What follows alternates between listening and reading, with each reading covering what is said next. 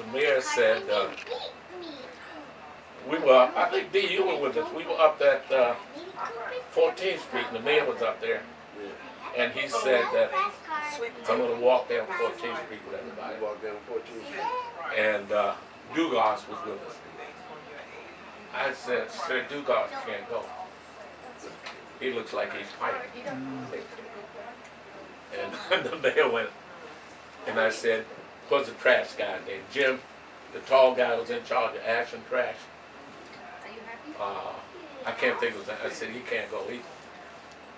I said, because your life is in danger with two white folks going down. And I told them, I said, it's too hot out there. And that's that picture that I don't know where it is. We were all walking down. Walking down the middle of the street. Yeah, I don't know where it is. What's his name? House of Jerry was standing out in front of his business with a shotgun. Yeah. On his head, ain't nobody coming in here. Ain't nobody going to House of Jerry. That was a black business. Black businessman, yeah. What's 14th Street? He had a shotgun on his front. But I tell you, people, we went down that point. I'm telling you, I told the mayor, I said, I'm scared.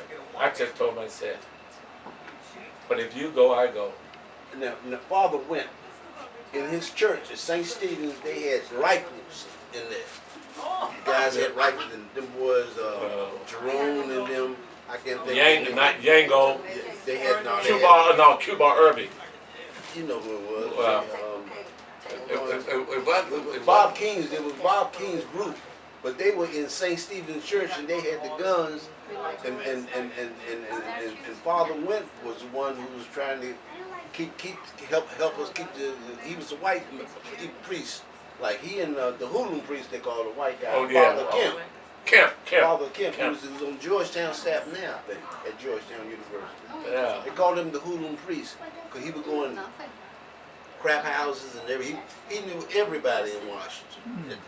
They don't know what we had to do to really keep the city from really exploding. They don't know the history. They don't. John Staggers, we went out and got James Brown at the airport to come in. We got James Brown. They said, please don't bring them down here to the monument. They were scared to death, you know, please, James Brown. We had so many people, and Jimmy said, it ain't gonna be any problem. We decided, and everybody was against it except the mayor. I said, we want to give a concert on the monument ground to calm the city down. And everybody, Dugas and the council, and oh no, if they do that, we bring all these kids in, they're going to run downtown, they're going to burn it, and so and so and so. The mayor said, can you do it, James? I said, it's the only way we're going to calm the city down and show everybody we're not running scared. So I said, he said, well, okay, go ahead.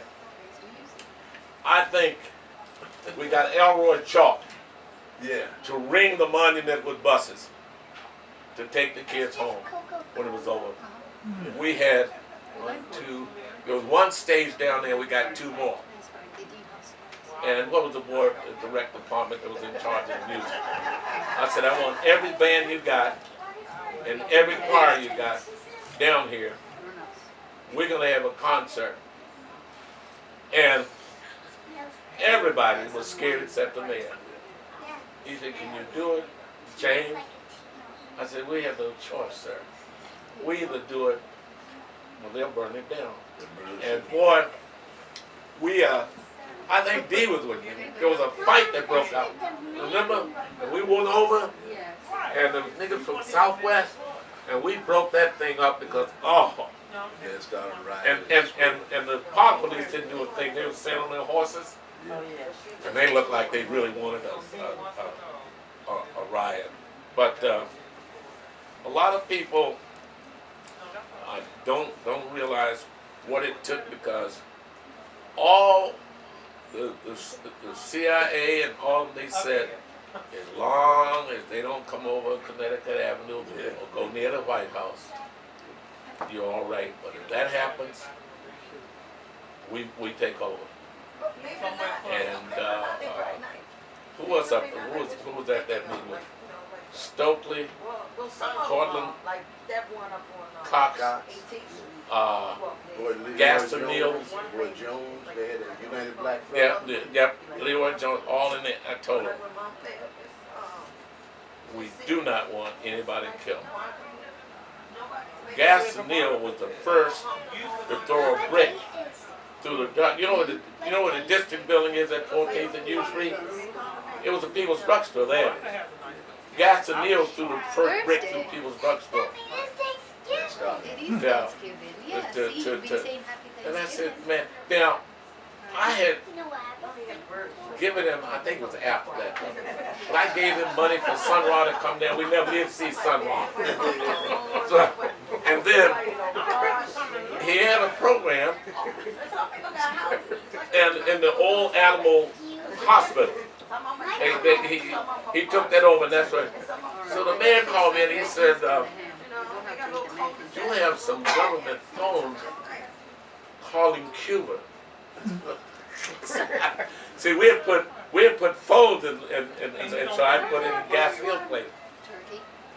I said, sir, he said, well, Don't stuff the them. Corporation Council will give you the numbers.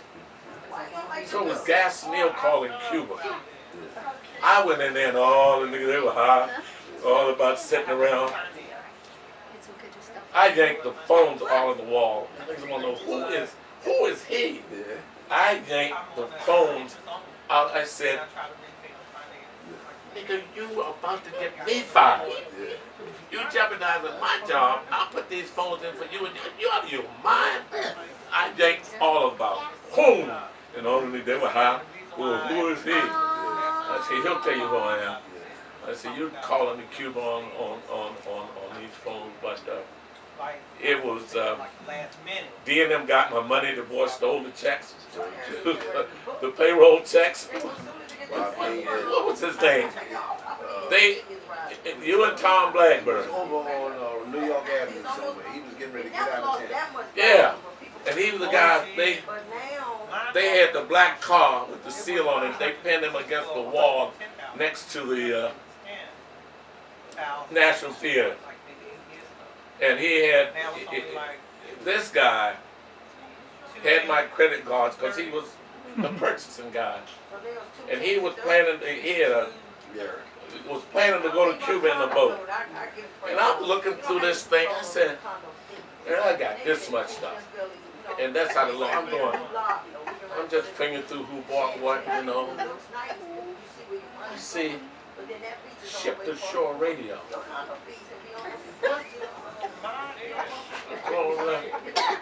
I went over to Sears on what you call, found out that the cash register guy was hooked up in the scheme also.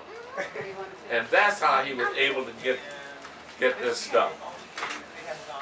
And so I reported to the police. And we were down in Southwest.